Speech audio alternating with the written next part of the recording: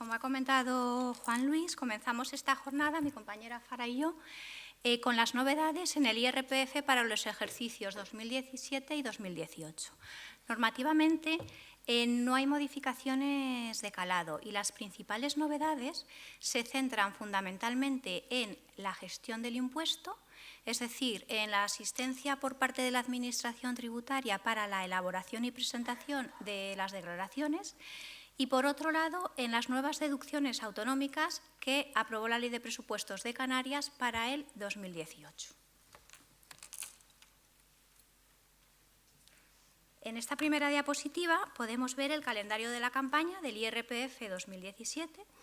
que este año es un poquito más larga, comenzó el pasado 15 de marzo, fecha a partir de la cual el contribuyente se podía descargar la nueva aplicación móvil, que ahora explicaré un poquito. También a partir de esta fecha ya se podían solicitar los datos fiscales y solicitar el número de referencia. El 4 de abril fue la fecha a partir de la cual se podían presentar las declaraciones de la renta y la campaña finalizará el próximo 2 de julio.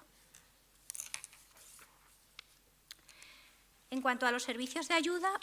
por parte de la Administración para la elaboración y presentación de las declaraciones, la gran novedad de esta campaña es una nueva aplicación móvil que, como he señalado, se podía descargar el contribuyente desde el pasado 15 de marzo y que consiste en un nuevo canal por el que el contribuyente, de una forma muy sencilla, puede no solo presentar la declaración de la renta, sino también realizar otros trámites, pues desde solicitar el número de referencia, consultar datos fiscales,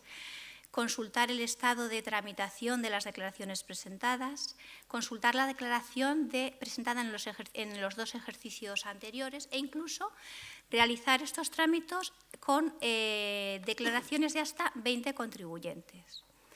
Además, cada contribuyente puede realizar estos trámites desde 4 dispositivos móviles diferentes. El límite de este servicio de ayuda es que únicamente lo pueden utilizar, se pueden presentar las declaraciones de contribuyentes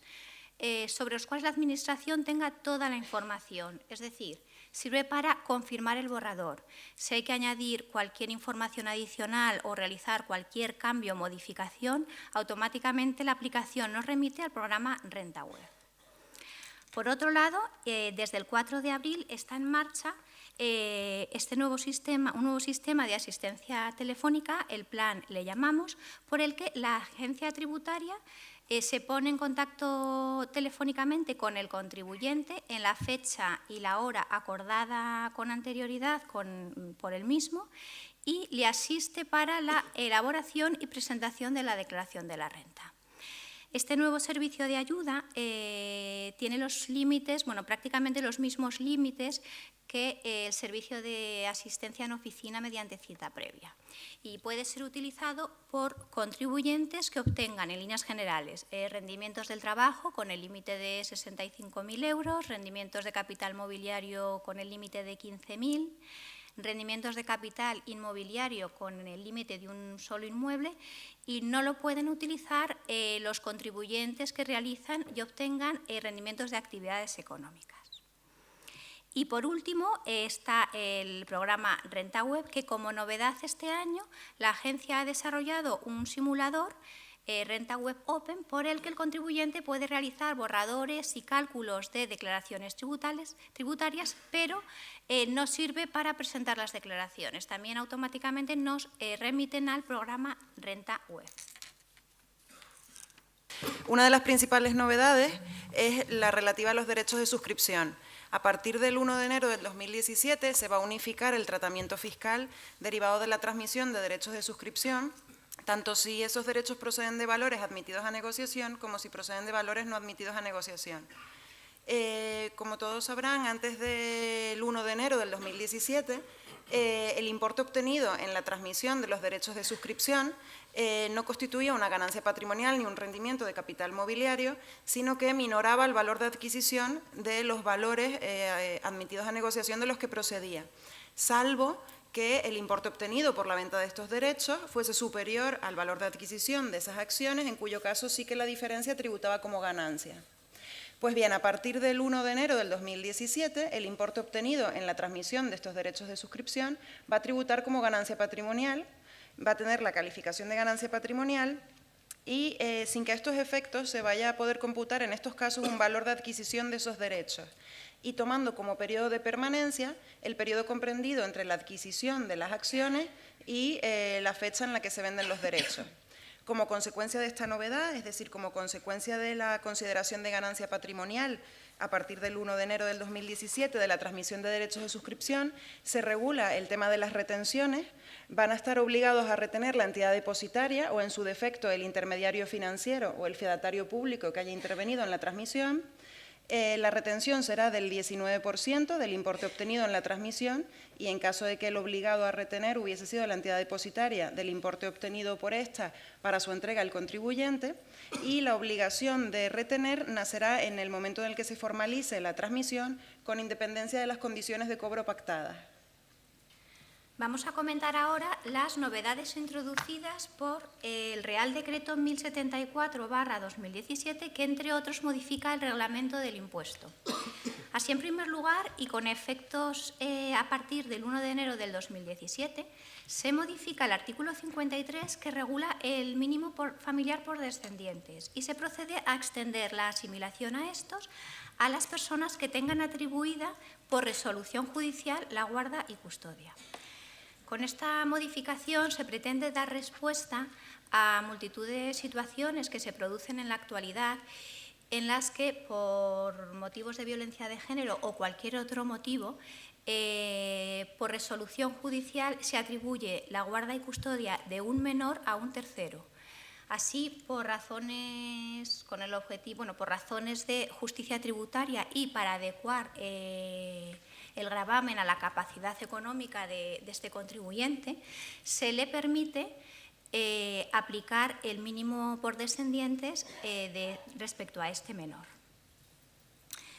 Y también se modifica el artículo 44 y se aclara que no van a tener la consideración de rendimientos en especie los gastos de estudios para la actualización, capacitación o reciclaje del trabajador, siempre que sean financiados por empresas o entidades distintas del trabajador, y siempre que estas entidades que van a financiar los gastos se dediquen a la comercialización de productos para lo que es necesaria esta especial formación del empleado. En cuanto a las denominadas cláusulas suelo, el Real Decreto Ley 1/2017 de 20 de enero introdujo, con efecto desde el 21 de enero del 2017 y para periodos no prescritos, una disposición adicional en la Ley de IRPF, que es la disposición adicional 45, en virtud de la cual se establece un supuesto especial de no sujeción. Lo que establece esta disposición es que no se van a integrar en la base imponible la devolución derivada de acuerdos suscritos con entidades financieras en efectivo o a través de otras medidas de compensación de las cantidades previamente satisfechas por los contribuyentes por las cláusulas suelo. Tampoco se integrarán en la base imponible, es decir, no se va a tributar ni por las cantidades devueltas ni por los intereses indemnizatorios que vayan a satisfacer las entidades financieras. ¿Qué ocurre? Que van a aparecer dos supuestos en los que sí va a ser necesario regularizar. El primer supuesto es que en su momento hayamos tomado esas cantidades, hayan formado parte de la base de la deducción por vivienda habitual o de deducciones autonómicas. El segundo supuesto será de que esas cantidades hayan tenido la consideración de gasto deducible en el rendimiento de capital inmobiliario o en el rendimiento de actividades económicas. En estos casos habrá que regularizar, una cosa importante, solo los ejercicios no prescritos, y habrá que regularizar de manera diferente. En caso de que nos hayamos aplicado la deducción por inversión en vivienda habitual, perderemos el derecho a la deducción y, por tanto, habrá que integrar esas cantidades sin intereses de demora en el periodo en el que adquiera firmeza la sentencia o en la que se ha dictado el laudo arbitral o se llegue al acuerdo con la entidad financiera. No se va a regularizar si al acuerdo con el que llegamos con la entidad financiera es que esas cantidades que sean devueltas vayan a minorar el capital del préstamo pendiente. En ese caso no habrá que regularizar.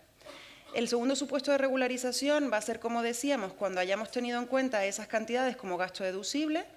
y en este caso lo que tendremos que hacer es una declaración complementaria de los ejercicios no prescritos para regularizar esta situación sin intereses, sin recargo y sin sanción de ningún tipo. Y el plazo para la presentación de esta declaración complementaria va a ser entre la firmeza de esa sentencia, el laudo arbitral o el acuerdo con la entidad financiera y la finalización del plazo de la presentación del siguiente IRPF. Continuando con las modificaciones del Real Decreto 1074/2017, señalar que, con efectos desde el 30 de diciembre del 2017, se añade un nuevo artículo, el 67 bis, en el reglamento, por el que se prevé un nuevo supuesto de solicitud de rectificación de las declaraciones presentadas mediante el propio modelo de declaración. Así, en el supuesto de que el contribuyente, tras presentar la declaración, se percata de que se ha producido una omisión o un error en la declaración que da lugar a un mayor ingreso o un menor importe de devolución, puede voluntariamente, frente a la tradicional vía de solicitar la rectificación mediante un escrito, utilizar este nuevo sistema de solicitud de rectificación mediante el propio modelo de declaración. Con esta modificación se pretende reducir la carga tributaria del contribuyente y además permite a la Administración tributaria resolver con mayor celeridad estos procedimientos. El nuevo artículo regula dos especialidades en relación a este procedimiento de solicitud de rectificación. Y son, por un lado, que el acuerdo estimatorio de la rectificación no va a impedir posibles futuras comprobaciones por parte de la Administración, es decir, no tiene efecto de cierre a futuras comprobaciones. Y, por otro lado, en el supuesto de que el procedimiento finalice con la devolución al contribuyente, la propia transferencia bancaria de devolución supone la resolución del procedimiento, es decir, no es necesaria una resolución expresa por parte de la Administración. En cuanto al régimen de estimación objetiva, en este caso no se produce novedad alguna. En el ejercicio 2017 van a continuar aplicándose los mismos límites excluyentes del régimen de estimación objetiva que se aplicaron en 2016, que, como saben, son los límites incrementados que introdujo la Ley 48/2015, que se incrementan en relación con respecto a los regulados en el artículo 31, y la única novedad es que se van a prorrogar estos límites para el ejercicio 2018. En cuanto a las novedades en el impuesto, con efectos ahora ya desde el 1 de enero del 2018, en primer lugar, señalar que se eleva el importe exento de las becas públicas y las concedidas por entidades beneficiarias del mecenazgo para compensar determinados gastos incurridos para cursar estudios reglados. En particular, la dotación económica exenta se eleva, en el caso de los gastos de matrícula, de 3.000 a 6.000 euros. Para los gastos de transporte y alojamiento se eleva de 15 a 18.000 euros o 21.000 si es en el extranjero, y para la realización de estudios de doctorado de 18 a 21.000 o 24.600 si es en el extranjero. La finalidad de esta modificación pues simplemente es de incrementar la renta disponible de este tipo de perceptores. Por otro lado, se incrementa también de 9 a 11 euros el importe máximo diario exento de los tickets restaurantes, vales comidas o cualquier otro medio de pago electrónico que se le entrega al trabajador, y de esta forma, bueno, pues el objetivo de la modificación es facilitar la cobertura de los gastos ordinarios de alimentación vinculados a las relaciones laborales. Y por último, y también con efectos desde el 1 de enero del 2018, se elimina la exclusión de la obligación de informar en los casos de operaciones de reducción de capital con devolución de aportaciones o de distribución de la prima de emisión, en que intervengan pues, fedatarios públicos, entidades de crédito o cualquier otro intermediario financiero. Por tanto, en este tipo de operaciones va a existir la obligación de informar no solo por parte de las entidades que realizan las operaciones, ello mediante el modelo 198 que se ha adaptado a esta nueva modificación, sino también por parte de las entidades personas que intervienen en las operaciones, configurándose, por tanto, como una obligación adicional e independiente y que va a quedar limitada únicamente a informar sobre los datos identificativos de las empresas que realizan las operaciones y la fecha en la que se realizan. Y vamos a comentar ahora las novedades fiscales que tienen también efectos desde el 1 de enero del 2018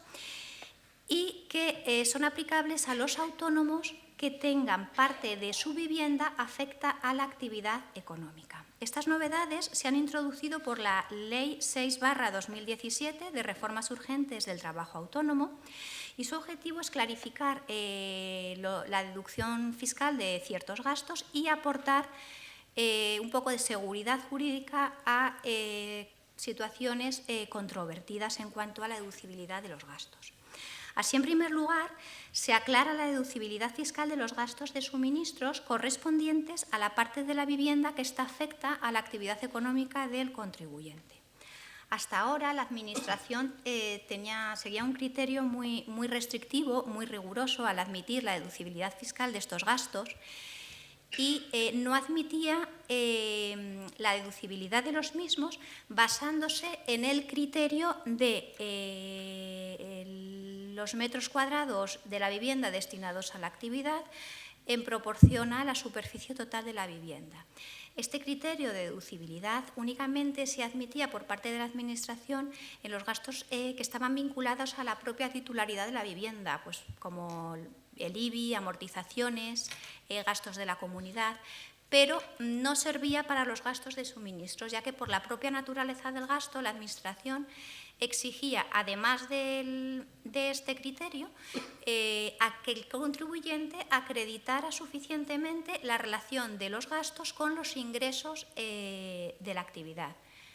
Por lo tanto, la Administración prácticamente no admitía la deducibilidad de los gastos, salvo que lo pudiera aprobar el contribuyente. ¿Cómo? Pues además de con la comunicación mediante la correspondiente declaración censal del local afecto a la actividad,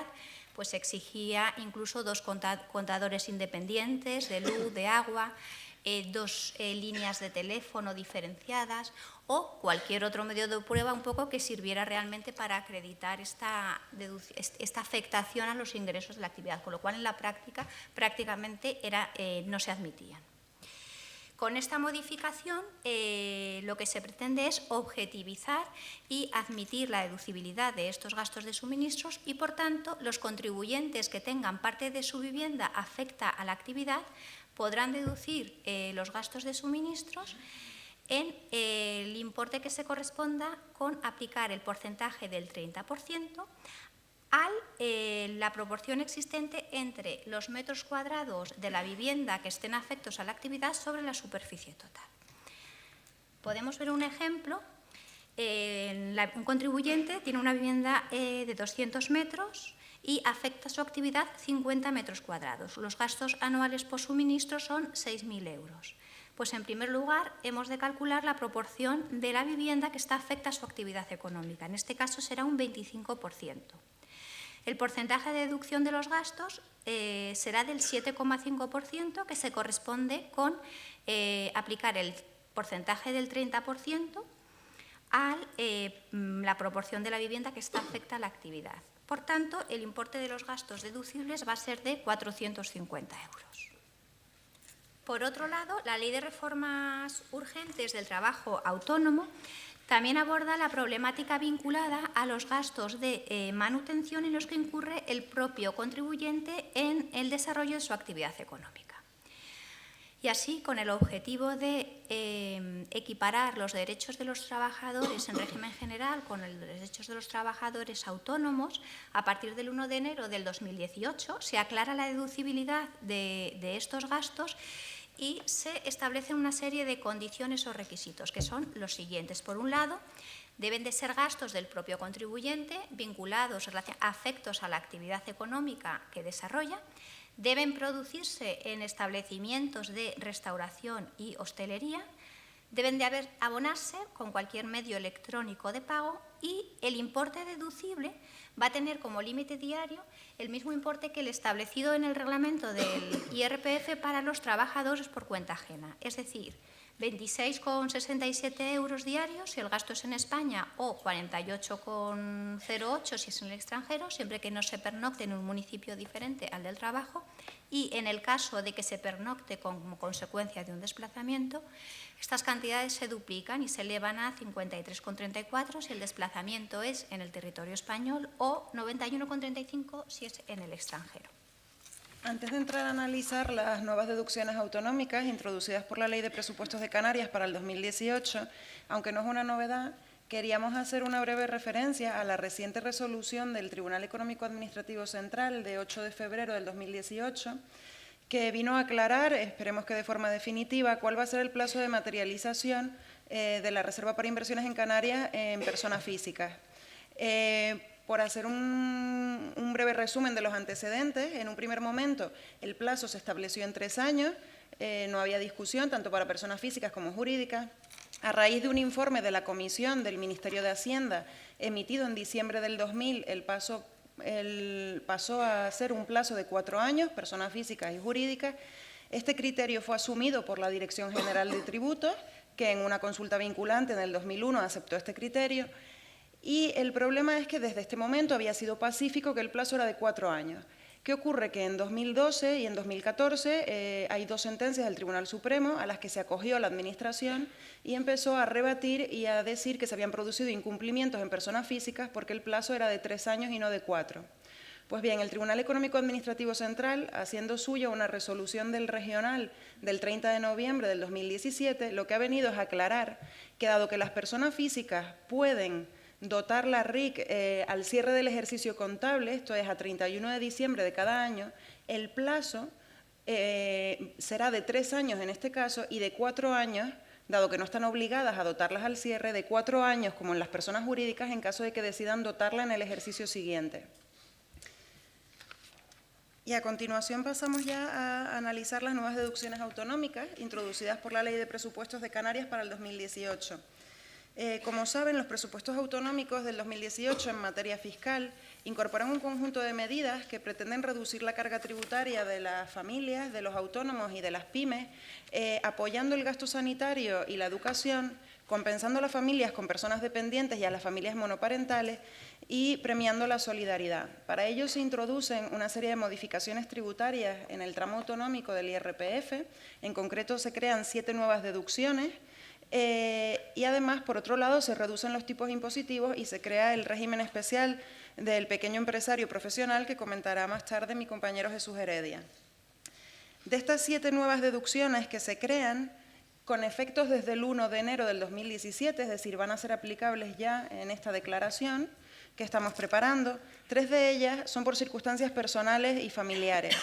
En primer lugar tenemos la deducción por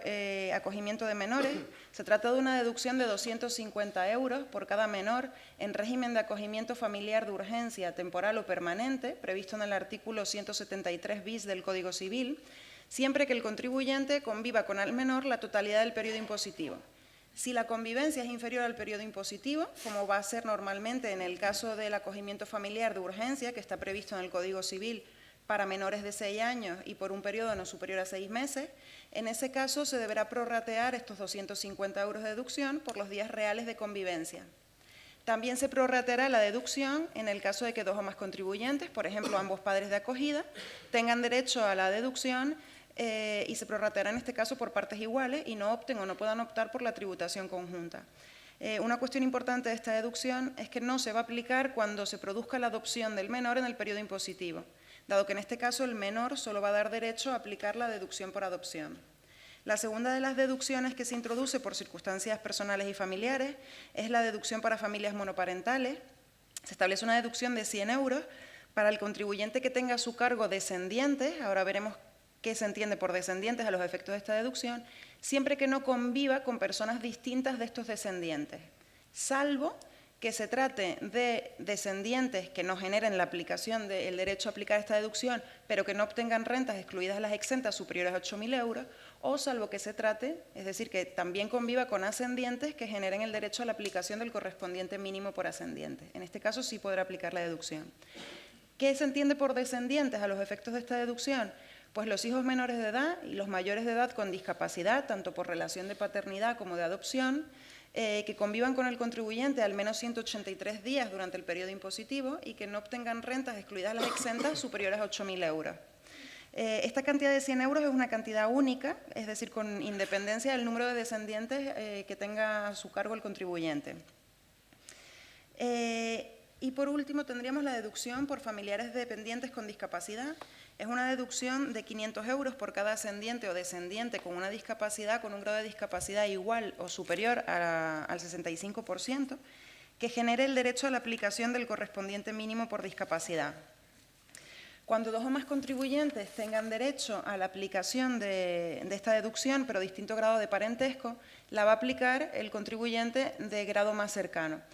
Por poner un ejemplo, en la Administración Tributaria ha resuelto ya las consultas más habituales, más recurrentes sobre estas deducciones y ha dicho que si nos encontramos con un caso de una abuela que vive con la hija y que vive a su vez con la nieta, si la nieta tiene una discapacidad del 65% y cumple el resto de requisitos, en principio sería su madre la que tendría derecho a aplicar la deducción. No obstante, si la madre no percibe rentas, excluidas las exentas, superiores a 8.000 euros, será la abuela la que practique la deducción por la nieta. Estas tres deducciones, salvo la de acogimiento de menores, igual que el resto de deducciones por circunstancias familiares y personales, va a tener un requisito, que es que la suma de la base imponible general y la base imponible del ahorro no va a poder superar los 39.000 euros en tributación individual o los 52.000 euros en tributación conjunta. Por otro lado, a las deducciones por donaciones con finalidad ecológica, a la deducción por rehabilitación o conservación del patrimonio histórico de Canarias, por donaciones a los descendientes para la adquisición o rehabilitación de su primera vivienda habitual, se añaden otras dos nuevas deducciones incompatibles entre sí, que son la deducción por donaciones y aportaciones para fines culturales, deportivos, de investigación o docencia, y la deducción por donaciones a entidades sin ánimo de lucro y con finalidad ecológica. La primera de ellas es una deducción del 15% de las donaciones realizadas a determinadas empresas que aparecen reguladas en el artículo 4 bis y que tengan la finalidad regulada en ese artículo. La base de esta deducción va a ser de 3.000 euros o 50.000 euros en función del tipo de empresa. Si se trata de una empresa cultural o científica, que se establece como requisito que tengan fondos propios inferiores a 300.000 euros, la base de la deducción va a ser de 3.000 euros. Por el contrario, si se trata de administraciones públicas, universidades de la Comunidad Autónoma de Canarias, universidades públicas o privadas, la base de la deducción va a ser de 50.000 euros. Una cuestión a tener en cuenta es que recordar siempre que las deducciones tienen unos requisitos, una justificación documental y que en este caso, cuando se trate de la aplicación de esta deducción, el certificado emitido por la entidad donataria va a tener que incluir el proyecto específico de interés cultural, deportivo, de investigación o docencia al que está afectado esa donación. Por otro lado, la deducción por donaciones a entidades sin ánimo de lucro y con finalidad ecológica, realmente esta deducción lo que va a hacer es potenciar la deducción estatal prevista en el artículo 68.3 de la Ley de IRPF, incrementándola en un 50%. Los primeros 150 euros irán al 37,5% y el resto al 15%. Se establece también un tipo incrementado, como igual que en la deducción estatal, para el caso de efectuar donaciones recurrentes a una misma entidad en los dos periodos impositivos anteriores por un importe igual o superior al del ejercicio inmediato anterior. Una cosa que se me olvidó, estas dos deducciones tienen un límite. La primera de ellas tiene un límite del 5% de la cuota íntegra autonómica y la segunda del 10% de la cuota de la base liquidable. Y ya para terminar con las deducciones, tenemos las dos deducciones que yo creo que han sido las más comentadas últimamente en esta campaña, que como digo ya estamos aplicando en esta renta, que son la deducción por gastos de estudio en educación infantil, primaria, enseñanza secundaria obligatoria, bachillerato y formación profesional de grado medio, y la deducción por gastos de enfermedad. Esta primera deducción por gastos de estudio se une a la actualmente ya existente por gastos en educación superior, y consiste en que será deducible el 100% de las cantidades satisfechas en el periodo impositivo por la adquisición de material escolar, libros de texto, comedores escolares, transporte escolar y refuerzo educativo, es decir, clases particulares, hasta un máximo de 100 euros por el conjunto de descendientes. Es decir, también con independencia del número de descendientes, el importe máximo va a ser 100 euros. Los requisitos para aplicar esta deducción son dos. La que comentábamos que era aplicable a las deducciones por circunstancias familiares y personales, que es que la suma de la base imponible general y de la base imponible del ahorro no supere los 39.000 euros en tributación individual o los 52.000 euros en tributación conjunta, y que el gasto se justifique a través de una factura. Como regla general, solo va a poder aplicarse la deducción la persona a cuyo nombre haya sido expedida la factura, salvo el caso de matrimonios en régimen de gananciales, en cuyo caso, aunque la factura venga a nombre de uno solo de ellos, se van a poder prorratear la deducción al 50%. La Administración Tributaria también ha resuelto un par de preguntas sobre esta deducción. En concreto, ha señalado que en ningún caso dará derecho a la deducción la matrícula, las mensualidades y las actividades extraescolares. Es decir, refuerzo educativo sí, clases de lenguaje, de matemáticas sí, pero actividades extraescolares como fútbol, baloncesto, no. Por otro lado, también ha resuelto el supuesto de que sean los propios centros escolares los que reciban de los padres, vía transferencia, vía domiciliación bancaria o incluso en efectivo, el importe del material, de los libros de texto, del comedor. En este caso, dice que esto va a estar justificado, que le va a servir como justificación un extracto de la cuenta con el movimiento en el que aparezca con claridad la fecha, el importe y el concepto, un recibo emitido por la Secretaría del Centro Escolar, donde además de estos datos del pago, importe, fecha y concepto, figure además la identificación del alumno y el centro escolar, o un justificante de pago mediante transferencia emitido por la entidad de crédito en el que consten tanto el beneficiario de la deducción como el centro escolar, ¿no?, como ordenantes y destinatarios y los datos del pago que ya comentábamos. Y finalmente, la deducción por gastos de enfermedad. Esta deducción es el 10% de los gastos y honorarios abonados a profesionales médicos o sanitarios, excluidos los farmacéuticos, con motivo de la prevención, diagnóstico y tratamiento de enfermedades, salud dental, embarazo y nacimiento de hijos, accidentes e invalidez, tanto del propio contribuyente como de las personas incluidas en el mínimo familiar. También será el 10% de los gastos en la adquisición de aparatos y complementos, incluidas las lentillas y gafas graduadas, que por sus circunstancias objetivas estén destinadas a suplir deficiencias físicas de las personas.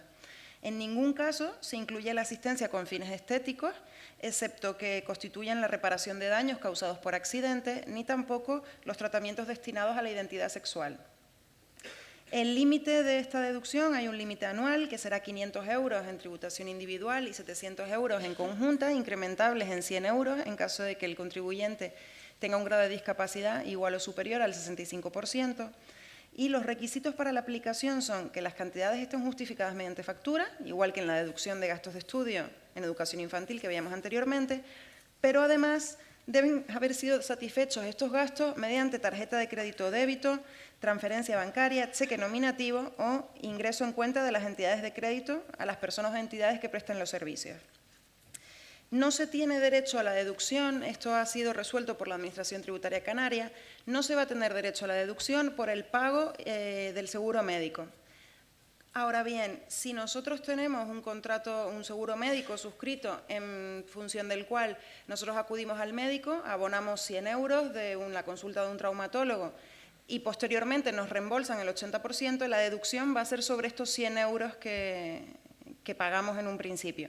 A mí me surge la duda del tema de los copagos, de cuando acudimos y solo tenemos que pagar 2 o 3 euros, pero la verdad que no ha sido resuelto y todavía yo creo que sí se podrá aplicar la deducción sobre ese importe, pero bueno, todavía la Administración Tributaria Canaria no ha dicho nada, con lo cual no lo tenemos seguro.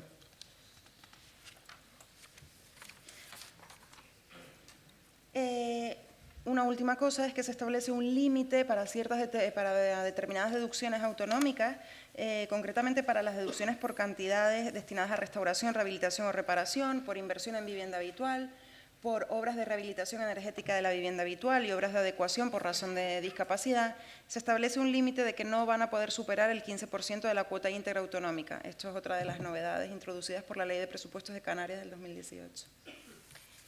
Por último, y de forma muy breve, respecto al impuesto sobre el patrimonio, señalar únicamente que para el ejercicio 2017 se prorrogó la tributación por este impuesto por el Real Decreto Ley 3/2016 y respecto al 2018, el proyecto de Ley de Presupuestos Generales del Estado para el 2018 prorroga un año más la tributación por el impuesto sobre el patrimonio. Por tanto, se elimina la reimplantación de la bonificación del 100% sobre la cuota íntegra del mismo. Y con el impuesto sobre el patrimonio ya finalizamos nuestra exposición sobre las novedades en el IRPF y cedemos la palabra a Jesús, que nos va a explicar las novedades en imposición indirecta. Muchas gracias.